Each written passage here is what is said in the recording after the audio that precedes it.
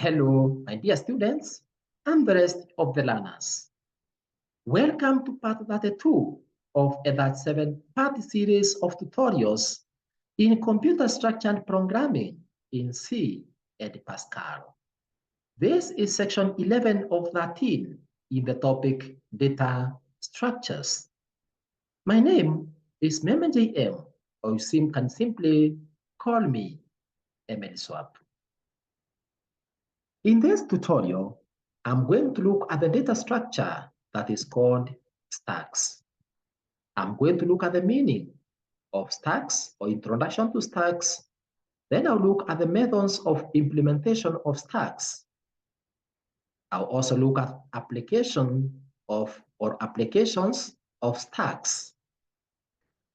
In addition, I'm going to look at the algorithms for push and the pop operations.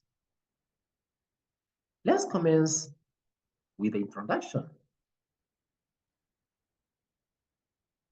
A stack is a dynamic data structure into which data items are inserted and removed at one edge only, known as the top of the stack. It is a dynamic data structure into which data items are inserted and removed at one end only, known as the top of the stack, abbreviated as TOS. It is a last in, first out data structure because the elements which have been inserted most recently as the last is always the first to be deleted. Usually, a stack is a region of main memory within which programs temporarily store data as they execute. The process of inserting an element into the stack is called the push operation. During this operation, an element is added as the new element at the top of the list, and thus top is incremented by 1. In the case the array is full and no new element can be accommodated, it is called stack full condition. This condition is called stack overflow. The process of deleting an element from the top of the stack is called pop operation. After every pop operation, the stack is decremented by 1. If there is no element on the stack and the pop operation is performed, then this will result in what we call stack underflow condition. When a stack has only a single element, then this becomes the top of the stack. But when a stack is empty, at this point, the top of the stack is present at the bottom of the stack. A stack context is the environment in which a function executes, includes arguments, values, local variables, and global variables.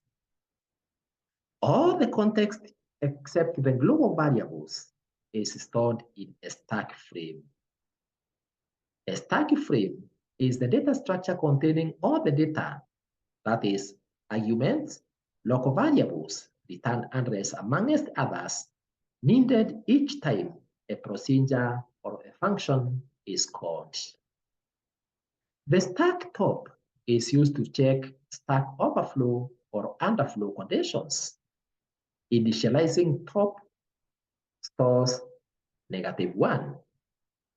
When there is a stack underflow, the stack top is present at the highest location of the stack. Last node of the stack is set to null in C or nil in Pascal to indicate the bottom of the stack. So what methods do we use to implement stacks? Methods of implementation of stacks. Stacks can be implemented using both arrays and linked lists. Generally, a stack can be implemented either using an array or a linked list. So we can represent a stack using an array as follows. So that is our stack. And 15, 90, 60, 21, 98, and 100 are our elements in the array. And then we have null. You can see, my dear students, where I have indicated it, and we have the push and the pop on one direction. I hope you remember what I have said is push or push operation, and what I have called the pop operation, and you can see the side from which the two are performed. So on the 15 side, that is called the bottom of our stack, while where 100 is, where we are performing the push and the pop, is the top. For example, under push, we can insert a value. Like in this case, I have inserted 100 to top. So I have pushed 100 into the array. While we can remove 100 from the same side. So we can remove 100 from top, leaving 98 being our top value. And therefore, removing 100 from top is what I have called the pop operation, or inserting 100 is the push operation. The most important thing for you to remember, my dear students and the rest of the learners, is the side from where we perform the push and the pop. While we can implement the stack using linked list as follows. So that's our linked list, and we can still do our push of 100 from that side, and also our pop from that side. Note that the last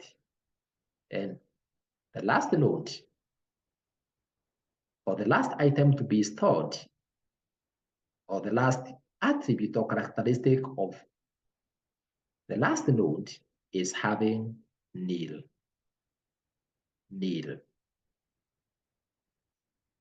So what I am calling the last is, of course, the bottom. So that is the bottom of my linked list. The push and the pop are performed from top. So the difference between stacks and linked lists is that insertions and deletions may occur anywhere in a linked list, but only at the top of a stack. I repeat, the difference between stacks and linked lists is that insertions and deletions may occur anywhere in a linked list, but only at the top of a stack. So the methods of implementing stacks are as follows.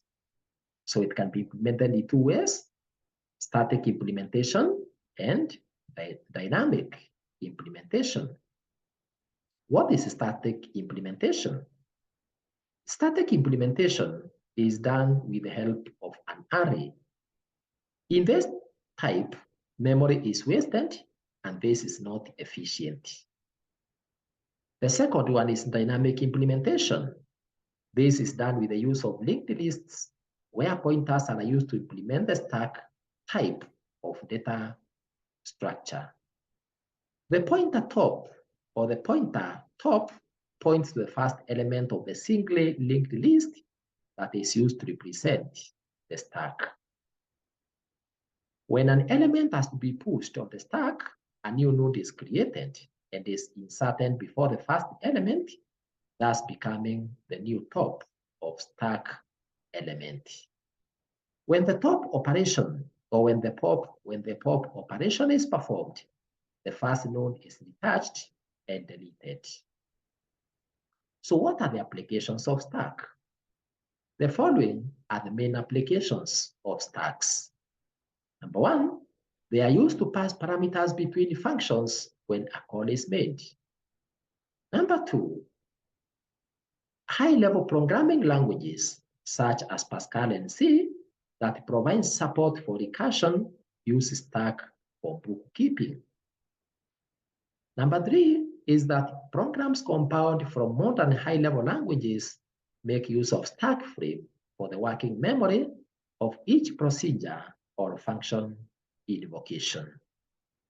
Number 4, when any procedure or function is called, a number of ones, what we call the stack frames, is pushed onto a program stack. When a function or a procedure returns, this frame of data is popped off the stack. Number 5, as a function calls another function, first its arguments, then the return address, and finally space for local variables is pushed onto the stack. Number 6, when a function calls other function, the current content, that is variables of the caller function, are pushed onto the stack with the address of instruction just next to the call instruction, so that after execution of called function, the compiler can track back or remember the path frame where it is sent to the called function. Number 7 is what we call reversing a string. You can use it to reverse strings. So the following are the algorithms for push and pop operations. Push. So let the stack or maximum size be an array implementing the stack. Then check for stack overflow.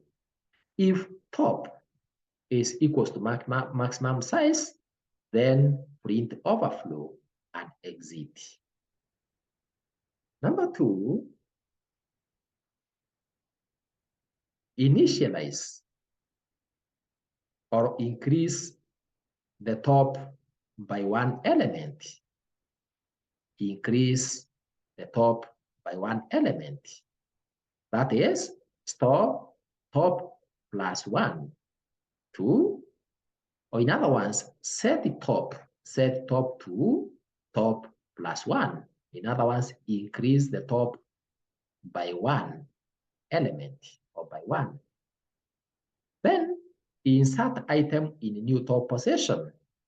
Insert item in a new top position. So set the stack top. Set the stack top to the new item. And then exit. What about the pop? How do we do pop? This algorithm deletes the top element of the stack and assigns it to a variable item. So you begin by checking the stack for underflow. If the top is less than 0, you print stack underflow and you exit. Otherwise, you remove the top element and set item to stack top. Secondly, you decrement the stack top. So you set the top to top minus 1. Number 3, you return the deleted item from the stack and you exit. With that, my dear students and the rest of the learners, we have come to the end of section 11. You can now proceed and listen to section 12 of 13 in this topic so that you can learn more about the remaining data structures. Congratulations for learning section 11 of 13 in the topic data structures. You can also access sections 1 to 13 of this topic, other topics in the computer structure and programming unit, as well as other computer or ICT videos by clicking or tapping on EMELISWAP ICT YouTube channel below this video. You can also visit EMELISWAP Life Skills YouTube channel for free life skills, motivational and inspirational resources. To subscribe to the channel, tap on the subscribe button below this video in YouTube if it's not currently reading as subscribed. For any further correspondence, kindly write it to us through the email emeliswap@gmail.com. Thank you very much for listening to me, and let's meet in the next part, which is section 12 of this series of presentations. God bless.